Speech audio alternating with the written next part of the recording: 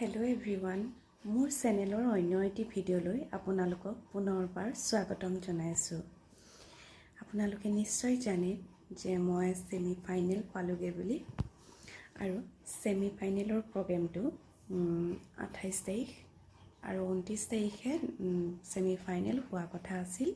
আৰু ছেমি ফাইনেলত 10 গৰাকী বিহুৱতী বোৱাৰী চিলেক্ট হ'ল, আৰু 10 গৰাকীৰ ভিতৰত 5 গৰাকী 28 তাৰিখ আৰু 5 গৰাকী 29 তাৰিখে হোৱা কথা আছিলে। আৰু 28 তাৰিখে ছেমি ফাইনেলৰ ফাৰ্ষ্ট ৰাউণ্ড হৈ গ'ল। দ্বিতীয় ৰাউণ্ডত ছেমি ফাইনেলৰ দ্বিতীয় ৰাউণ্ডত 5 গৰাকী আছিলে। সেই 5 গৰাকীৰ ভিতৰত ময়ো আছিলোঁ, আৰু মোৰ প্ৰগ্ৰেমটো সেই 29 তাৰিখে আছিলে। 29 তাৰিখে প্ৰগ্ৰেমটো হোৱা কথা আছিল, আৰু মই ভাবি আছিলোঁ যে মোৰ প্ৰগ্ৰেমটো হ'ব বুলি। কিন্তু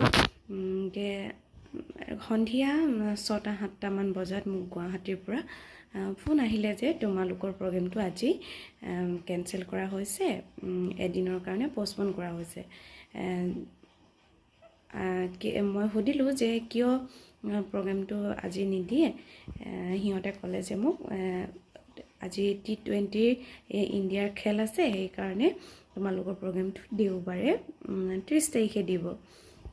আজি যিহেতু 30 তাৰিখ, আজি মোৰ প্ৰগ্ৰেমটো সন্ধিয়া 7:55 পৰা ছেমি ফাইনেলৰ আজি যি 5 গৰাকী বাকী আছিল দিবলৈ, সেই 5 গৰাকীৰ প্ৰগ্ৰেমটো আজি আছে, আৰু তাৰে ভিতৰত ময়ো আছোঁ।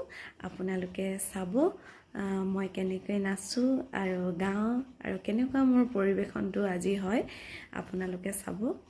আৰু আপোনালোকে আগতেও মোক বহুত মৰম আৰু আশীৰ্বাদ দি আহিছে, আৰু আগলৈও দি যাব এনেকৈ।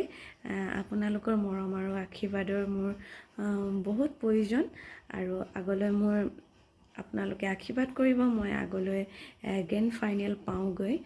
আৰু চাব, সকলোৱে চাব, ভাল পাব বুলি আশা ৰাখিলোঁ।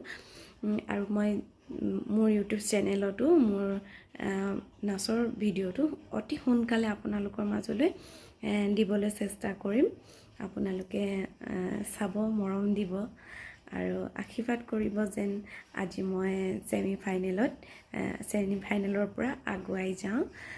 তাকে ক'লোঁ।